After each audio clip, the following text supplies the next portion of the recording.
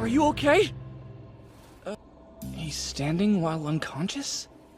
Strange. Alright then. I'll use area high heal. Be careful!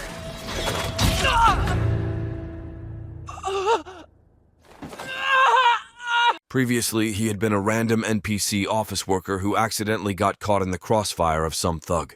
With him dying accidentally, God grants him overpowered healing skills and talent. With these skills, he saves the Adventurer Guild, making a name for himself until he is ordered to work at the royal capital.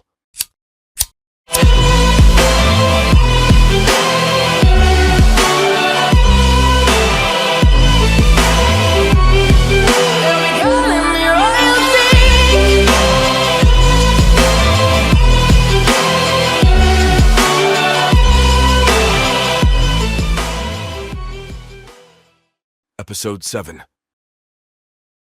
Now, after a long week of traveling, Luciel finally arrives at the holy capital of Shurul, ready to advance his healing knowledge. Bazan asks him what he plans on doing. Luciel tells them, however, that he plans on acting like a weirdo to the others, with hopes of getting expelled on his own. He then heads to the town's Adventurer Guild, and notices that it's built in the same manner. He's then guided to the back room by Bazan, introducing him to some chick named Milty. Bazan informs her that he wants to meet with the master to introduce Luciel and get him going. Bazan then informs him not to judge a book by its cover, showing that Milty isn't someone to play around with. The man they have been talking about then enters, introducing himself as master. Before he can, Luciel heads to the church to check it out, where he realizes how much of a step up it really is. With a grand entrance, he is stunned, but he is assured by Bazan and the others he will do great things. Although he has high hopes, he still doesn't recognize just how mighty this church really is. When he enters, they welcome him to the guild, revealing this isn't just some church, but rather the Healing Guild's headquarters. They then ask him to place his hand on the sphere, hoping to confirm his skills firsthand. Before he is able to, a man approaches and introduces himself as Granhart, a high-ranking priest within the guild. He tells Luciel to follow him closely, leading him to a secret door. He then orders Luciel to enter, guiding him to a magical elevator to raise them up to the top. As they go up, Luciel asks various questions like a buzzing fly, making Granhart annoyed. While he follows behind him, he is stopped by Lumina, the first girl he spits some game on. Before we continue, let's take a moment to answer the question of the day. What is the worst anime you have ever seen? Comment down below for a chance to be shouted out in the next video. Now, back to the recap. He remembers her deeply, but she has completely forgotten his name, showing she doesn't really care about him. She welcomes him into the guild and reminds him of their past work together. When Luciel arrives to his room, he finds it happens to be a torture room, causing him to be scared. Granhart explains that this is just a storage room, so he guides him further within the area. They arrive in a normal-looking room, and then Granhart presents him with a letter. Within the letter, apparently, it talks about various crimes that Luciel has done. Without a second thought, Luciel accepts these crimes and explains everything that has happened the past couple of years. Despite him sounding innocent, Granhart tells him that he will be assigned to the church's spiritual cleansing unit. With no past knowledge of cleaning and undead, Luciel wonders what is going on, but soon forgets about it when he hears his new income. Granhart proposes to pay him 20 gold coins a month. He is then guided to Lumina's room, where he hopes to spit some game on her. He begins by explaining his situation to her, making her wonder how they could do such a thing to him. She hears that he needs to cleanse an undead to start, so she begins telling him the dangers of this. With there being a large underground area under the church, there are more than just undead within it, making it a dangerous job. She informs him that not only are there undead, but also zombies and ghosts. Although these may be strong, she reveals that she already knows he received training from Broad, so he should have no problem. On top of this, she tells him that anything he finds within the labyrinth he gets to keep for himself. This fills Luciel's greedy eyes. Later that day, he goes to meet with Granhart and a blonde man named Jord. Jord is apparently his boss within this spot, telling him he will help him along his journey. They then present him with a fancy robe, claiming his current getup is appealing for the church's image. Following this, he gives him his healing card but swipes it back before he can grab it. Granhart orders him to never heal randoms, claiming they will cause an uproar. He then takes a vow to never do this under their watch, making the card shine. With there being intense punishments for disobeying their orders, Luciel realizes what the torture room was for. Now, with this out of the way, Jord tells him to get changed already. They then head into the labyrinth, where Luciel immediately notices how bad it smells down here. As they wander around, they encounter a zombie, making Luciel wonder if he can deal with it. Jord decides to take the lead to start, using some random magic to cleanse the zombie and bring it back to the grave. He then tells him that this will be his job, including collecting the various stones that the monsters drop. Luciel takes in all of this knowledge and gets ready to fight on his own. He starts by flexing some random sword Broad gave him, making him think he is ready to battle. As he walks around, he begins to lose courage, so he decides to map the area in case he gets lost. Then suddenly, a group of zombies approach him, causing him to freak out. He forgets all of his training and chants the spell needed right before he gets eaten. This makes him realize how scary zombies are, so he wonders if he can level up by defeating them. He knows even with this place smelling bad and being filled with zombies, he can still use it to train. Episode 8. The next day when he goes back into the labyrinth, he gets cast a spell on by Jord. Apparently himself and many others thought that he would fail and die within the dungeon. He then learns that he can exchange his zombie stones in exchange for various items within the shop. Jord then calls for the clerk, who is hot as usual, to come outside, causing her to introduce herself as Katleya. She tells Luciel that it must have been challenging to fight the undead, so she will give him some good deals on items. She then asks to see his magical stones, showing she really just cares about business. With this many points, Luciel asks how much some of the books cost, where he learns some of them are around 1 million points. He then moves on to the swords and learns they are all made by dwarfs to fight undead, with one of the weapons costing only 2,500 points. He decides to buy one of them, thinking it will be an investment into his future. He thanks his monster luck skill for giving him such a stroke of luck to find a good weapon. She then thanks Jord for his work, revealing he doesn't have that many points even after his time here. Following this, Luciel walks around the church in his trash fit until he is stopped by Granhart. He demands him to explain himself, wondering how he has been doing so far. Luciel informs him that it's much easier than he expected, so he has no trouble defeating the monsters. With this being said, Granhart starts yapping about various things, hoping he will take care of himself as if he was a child. He also presents him with a new outfit, urging him to drop the ugly fit he has on already. Now, with all of these new goods, Luciel heads into the dungeon and decides to do more mapping. As he defeats monsters, he ends up collecting over 5,000 points by the end of the day. Luciel thinks that this is only the start of his adventurers, so he goes back on day 3, killing even more monsters.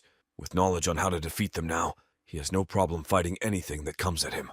As he walks, he accidentally steps on a trap, so he considers heading back. Before he is able to, however, a mob of zombies walks up on him, giving even more points. As he continued to explore, on day 10 he finishes fighting the monsters in the area, so he decides to try and find the stairway down. As he looks around, he finds a suspicious-looking door that he assumes is the boss room.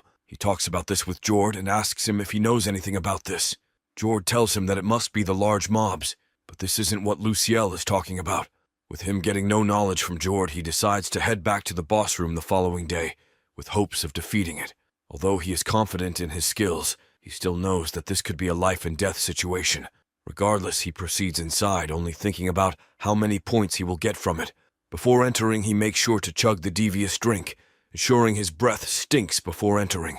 Once he finishes it, he heads inside and gets the door behind him slammed shut. He then sees a small ball flying around, leading him to a huge number of monsters. Although there are tons of monsters, he doesn't get scared, knowing they can all be defeated with his skills. He casts his usual spell, but it doesn't work, making him wonder what's going on. This causes the monsters to get the lead and chase after him, making him realize how dire the situation is. He decides even without his magic, he will fight using the weapons he acquired. As he does, however, he gets scratched in the back by a zombie, enraging him. This causes him to get his revenge on the monsters, using his swordman skills learned by Broad to defeat all of the monsters. Once he finishes with all of them, he goes to collect the magic stones but gets shot back by a lich. With a new foe never seen before, he realizes this is when his true fight begins. Although he could probably deal with it easily if he had magic, he is unable to use any, so he is forced to whip out a bow. The lich dodges all of the attacks, making him realize that if he can land a hit, it will surely affect him. As the battle goes on, Luciel eventually pushes him back with his bow, allowing him to land a hit with his sword. Despite getting a direct hit, the lich regenerates, causing him to follow this attack with a spear into its chest. He also slices his head off, thus ending the fight and providing new loot drops. He then picks up all the loot, but before he leaves, he notices a staircase opening behind him. He considers heading into it, but with his mana low, he heads back to exchange his items. He presents the usual magical stones, but included with them is a larger one from level 10. When he informs her he went down to level 10, she becomes stunned, asking why he would put himself in such danger. Luciel tries to explain himself, saying it wasn't too difficult, so she shouldn't stress too much. He also tells her it's his job to clear as much as he can, so she shouldn't stress too much about it. She then goes and exchanges his points and reveals he earned over 108000 points for his feats. On top of this, he presents the loot drop from the Lich, asking her if she could tell him how much it costs. She hurriedly tells him to hide the items and follow her. They then head into an off-limits area to meet with the Pope, informing him they have an urgent matter to attend to. Upon entering, the Pope isn't what Luciel expected, with it being a young girl. Cattleya then introduces Luciel to her and explains the various feats he has achieved. In addition to this, she claims that he has brought some of the highest quality items from the dungeon. Luciel then introduces himself and places the items onto something to show her. She immediately recognizes the items as the items from a previous priest who vanished into thin air. With each of the items being incredibly powerful, cheat items she offers to purchase them from him. He is hesitant at first, but decides to follow suit and sell them off to her. Despite her being the Pope, he asks her to provide him with something in exchange for the items. He asks for a larger magic bag, but she informs him that she will not only grant his wish, but give him something better. She offers to give him a magic sack, something that can hold an infinite number of items within it. Episode 9. The next day, he writes letters to the others, but gets so hungry that he decides to just forget about it. He then heads to breakfast, but gets stopped by Lumina, surrounded by a couple of baddies. They introduce themselves to him and tell him they are also heading to breakfast. With this, he invites them to join him for breakfast, hoping to secure some dates in this new town. During their meal, he explains that he fought a lich on the 10th floor, making the girls question if he is stupid. They tell him it's way too strong to handle, asking why he would take such a risk. Little do they know, Luciel really didn't struggle too much against the lich, taking care of it with ease. He tries to tell them this, but they don't listen, so he informs them that he plans on going even deeper into the dungeon. In order to do this, however, he wants to become stronger, so Lumina proposes that he joins them for her training. This makes him overjoyed, hoping the people training alongside her are just as bad as the ones before him. Following this, he heads back down into the dungeon, defeating various monsters on the 11th floor. He ended up making it down to the 12th floor before he stopped and headed back up. He then presents the stones to Cattleya, hoping she won't scold him for heading deep into the dungeon again. As they talk, she finally presents him with the magic sack and asks him to infuse his mana within it. Upon doing so, it becomes one with him. After this, he finally starts up his training with the female paladins, introducing himself as a young, single, and interesting man. They all ignore him, asking to get on with training already, so Lumina starts it up. She tells them they will be fighting, so Luciel tries to protest, claiming he doesn't want to hurt a girl. She then explains that he can try to hurt them, so she urges him to join in on their training. To start, they run super far, causing Luciel to start to get exhausted. After he finishes running, he falls to the ground and begs for penetration but gets none. He then moves on to actually sparring with others, hoping to assess Lumina's skills. She notices his stance and asks him why he uses two weapons, calling it a robust fighting method. Once he switches it out, he then goes to train with Lumina, swinging his sword as hard as he can. Even with his attempts, he is unable to land a blow, causing him to heal himself. As he does, he remembers the time when Broad told him to use his healing as a trap, hoping that Lumina will think he is healing himself. Instead of owning this, however, he uses the spell on his sword and strikes her. As you can expect, he misses and gets knocked out with a single chop to the next. Later that day, he wakes up to getting slapped around by one of the girls, telling him to wake up already. They tell him that although he got knocked out cold, he ended up bringing out Lumina's true strength, causing her to knock him out. Later that evening, he heads back into the dungeon with high hopes of finding strong monsters. This time, instead of using a sword and spear, he uses a shield and sword. Upon defeating the zombies, he finds a suspicious tile on the ground, so he decides to step on it. It ends up spawning in more zombies, giving him even more magical stones to acquire. After some time, he ends up in the boss room for the 20th floor, but he decides to talk with others before entering. He tells this to Cattleya, and she urges him not to enter it without preparing himself thoroughly. After a few days of training, he finally is ready to enter the boss room, but before he does, he gets woken up in the morning by a blonde chick, Elizabeth. She notices how dirty his hair is and wishes she didn't have to involve herself with someone so messy. This angers her, so she demands that he wash up before heading to training with her. After he does, he goes to training like usual and realizes that he is probably going to need to cast some healing spells today. With the girls training with real swords today, he wonders if he is out of place here. She then informs him that he is up next against the dual-wielder girl, hoping his new technique proves to be better. Because of him having the shield, he is able to block all of her attacks, but he still ends up losing in battle. He then moves on to fighting Elizabeth, but decides he can't lose again, so he goes all out. Despite this, he gets knocked down, causing him to lose 2 matches in a row. This makes him realize how inexperienced he really is, so he waits a few more days to enter the boss room. It takes some time, but he finally gets ready to enter, so he heads down. Upon going inside the boss room, he defeats the boss, and is able to acquire more items from fallen priests. Like last time, he gives them to the Pope, hoping to learn more about why there are fallen persists within the dungeon. She informs him that some of them went down to clear the dungeon while others were expelled into the dungeon as punishment for betraying them. As she talks, she refers to moments 500 years ago, making him wonder how she could be so old. He decides to keep his mouth shut this time, and it proves to be the right decision when she explains that he can clear the dungeon if he continues onward. Despite this being possible, nobody has ever been able to clear the dungeon, making it dangerous. He wonders how this is possible with people like Lumina being much stronger than himself. She then tells him why it stinks so bad, explaining all of the dead bodies' smells have plagued the walls.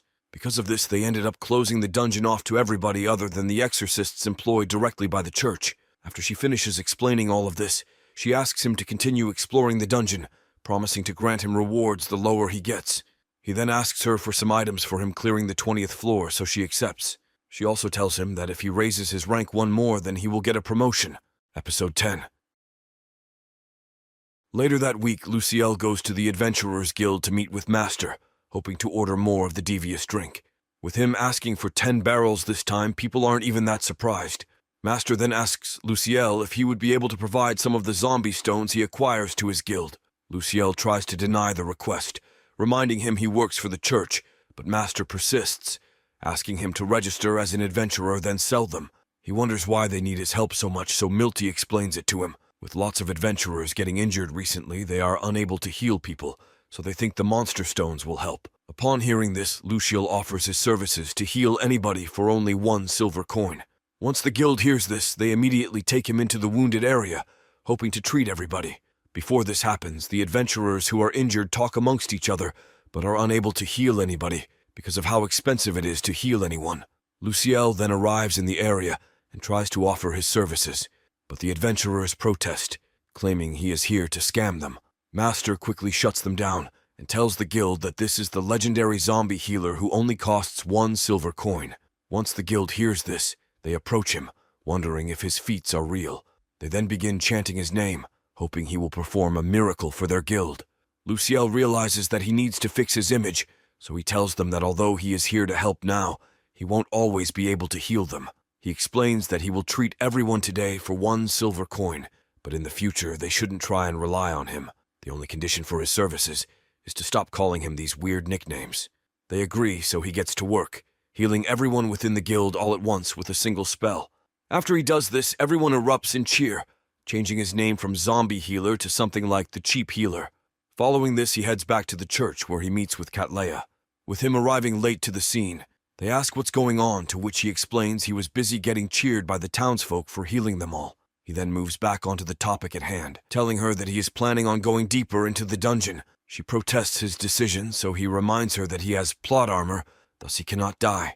She accepts this declaration, so she sends him on his way deeper into the dungeon. A few days later, he gets back, and this time presents her with even more items than last time. Before he whips out his stones, she informs him that his purchased items have come in. She then shows him a new sword, armor, and shield, which is followed by a pillow. With all of this new gear, he is anxious to head back into the dungeon, so he tells her to hurry up her idle chatter.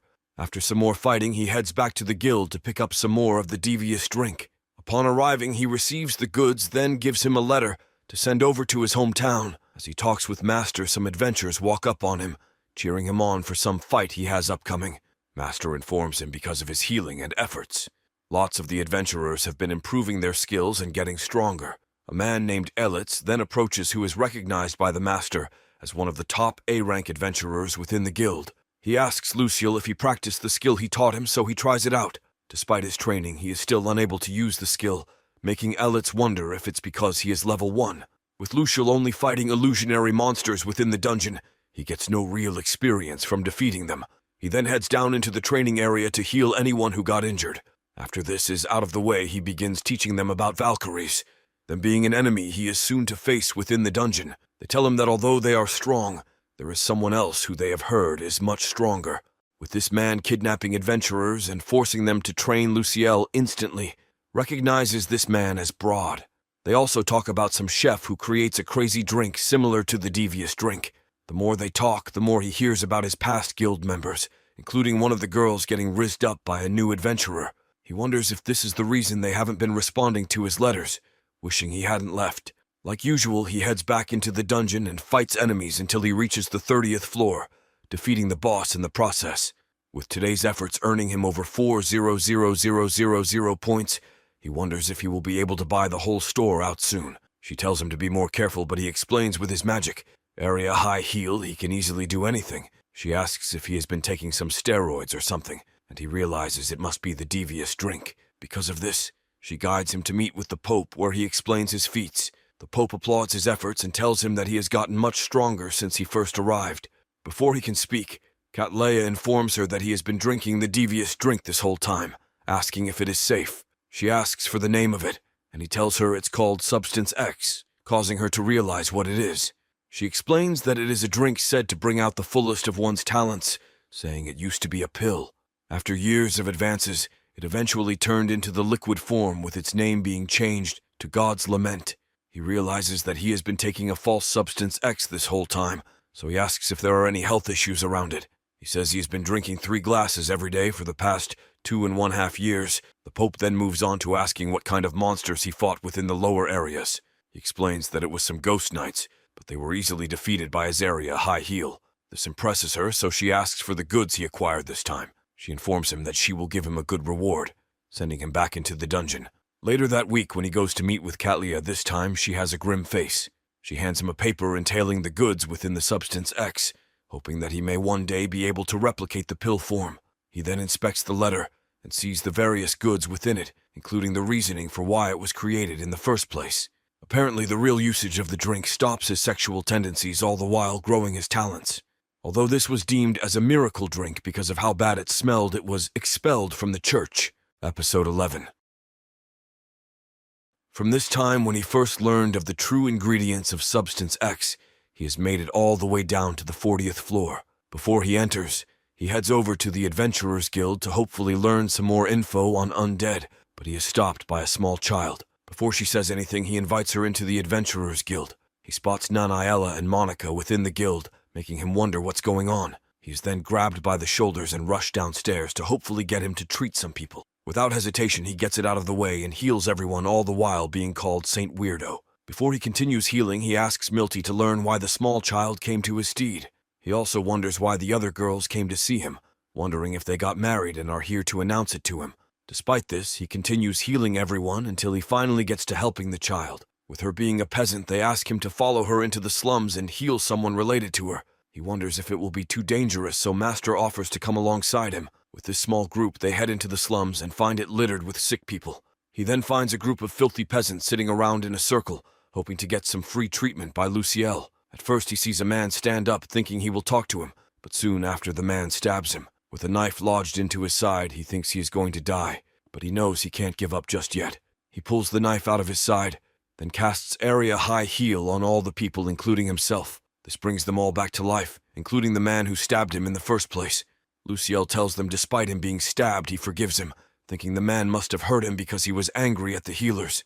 He then proceeds to heal everyone within the slum, bringing a new happiness to them. After this is done, they beg for Luciel to heal not only the people in the square, but everybody in the slum. He tells them he can do it, but he can't bring back the dead. Although he is doing all of this work, he knows he can't charge them because they are already broke. Including in him healing their bodies, he purifies the river, preventing even more of the potential illnesses they could acquire. With all of this done, he finally goes to treat the girls to dinner. They tell him that they were shocked to see that he hasn't changed despite working for the highest-ranked church. He then asks why they are even here in the first place, hoping they aren't getting married. To his surprise, they tell him that they are here to see people getting married, making him wonder who it was. They explain that it's not either of them, but rather the other 2 hot clerks at the guild. They explain that they told him in the letters, so he should already know this. This makes him realize that it was the master who forgot to send his letters and give him his own received ones. After this is done, Elitz approaches him and asks which of the two babes is his girlfriend. As he thinks about what to say, various adventurers wonder how he was able to acquire baddies. He sadly informs him that neither of them are his girlfriends, but rather people who helped him grow into the man he is today. Thanks to his efforts, when he heads back to the Adventurers Guild, the peasants are cleaned up now, bowing down to him in thanks. With this out of the way, he heads back to the church, but is stopped by Lumina. She flirts with him while asking if he wants some help training to prepare for the 40th floor. She informs him that although he isn't training with her anymore, she still expects him to be much stronger than before. With this, the two begin dueling it out, this time Luciel being able to withstand her attacks. He realizes that he won't win without some schemy method, so he throws a dagger at her face. She barely dodges it, and it ends up surprising her. She tells him he is surely ready to take on the 40th floor, so they continue sparring until he is exhausted. He then asks her why she is helping him so much, causing her to get embarrassed. She hides her red face from him, saying she just wants to be friendly.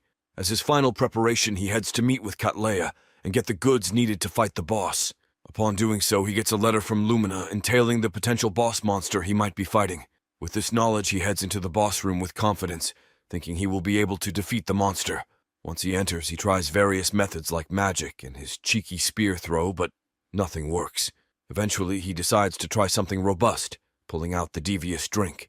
With its smell being so bad, the monster walks away, giving him a chance to regroup. By combining the Substance X and his own feats, he is able to try out different methods to strike a monster. Although this is the case, he is still unable to deal a real blow on it, making him wonder what to do. He eventually decides to sacrifice his defense in order to get a fatal strike on it, thrusting his sword into its chest. While he fights, he thinks about all the girls waiting on him, wishing to see them again. Thanks to this drive, he is able to slice off its head, clearing yet another boss floor. He then tries to head back, but when he grabs on the door, it doesn't open for him. With no way out, he decides his only option is to head deeper into the dungeon, running past all the monsters with ease thanks to the Substance X. He ended up going all the way down to the 50th floor, finding various treasure chests along the way. After about a week of adventuring, he reaches the boss room, making him wonder if he is prepared enough to fight it. Episode 12. With him being in this dungeon for more than half a year, various people wonder what he could be up to. With his disappearance, the fees for the clinics have increased rapidly, other people not wanting to provide fair rates like he does. Meanwhile, in reality, he has been sitting around outside the boss area, eating his final meal. He wonders if he will become an undead as well if he dies down here. To prepare thoroughly, he decides to read the spellbook he acquired from the boss on the 40th floor. Upon learning it, he heads into the 50th boss room to be greeted by various howling spirits. Amidst them all is a priest who looks like what he imagined the final boss to look like. He begins by attempting to cleanse it with magic, but before he finishes casting, the boss strikes at him. It follows this attack by sending minions at him and teleporting behind him. He recognizes the black magic it uses as the dark arts, so he tries out his new spell he learned. With it encasing him in a magical barrier, it is unable to get close to him. Luciel realizes that this tactic won't work forever, so he tries using a different spell that requires less magic. With it being his strongest spell, he casts Sanctuary Circle, a high-level healing magic attack. He then sends it at the boss, but it withstands the attack, rushing towards Luciel. Right before it gets him, it gets purified and disappears, allowing Luciel to survive. Dropped by this boss is a new spellbook along with a want to use. Luciel decides to place both in his inventory, but after he does, a magical door opens. He smells it and realizes it smells good, so he walks up on it. When he touches it, it drains his magic, but in return opens a new pathway. With it leading even farther down, he wonders if there are more floors of the dungeon for him to clear. Eventually the path ends, and he finds a dragon lying at the bottom, withering away. He gets scared at first, but upon further inspection he realizes it isn't completely undead just yet. With this information, he decides to cast his strongest purifying magic yet again, waking the dragon up. It screams in agony for a moment, but eventually it stops, fainting to the ground. He wonders if he defeated it, so he walks up closer to inspect it. As he does, it opens its eyes and yells out to him. It informs him he beat him with a single attack, so he will reward him greatly. It points to a huge amount of money and explains that this is the last level of the dungeon. Upon taking the loot, he will clear the dungeon and make it cease to exist. He also tells Luciel that he tells him anything he wishes to know to his knowledge. Luciel asks why the dungeon was made in the first place, so he explains it to him. With this place originally being an area to trap the dragons, he is the last remaining one. After he hears this, he wonders why they sealed the dragons in the first place, making the dragon become fond of him. He offers his services for him because he hasn't been filled with greed after seeing his loot. He tells Luciel that in the future, monsters will only get stronger, so he will need his protection to protect these monsters. He then receives the blessing of the dragon, causing him to become a big pile of bones in the process. Luciel then collects the loot and receives one final reward for his efforts, a staff and necklace.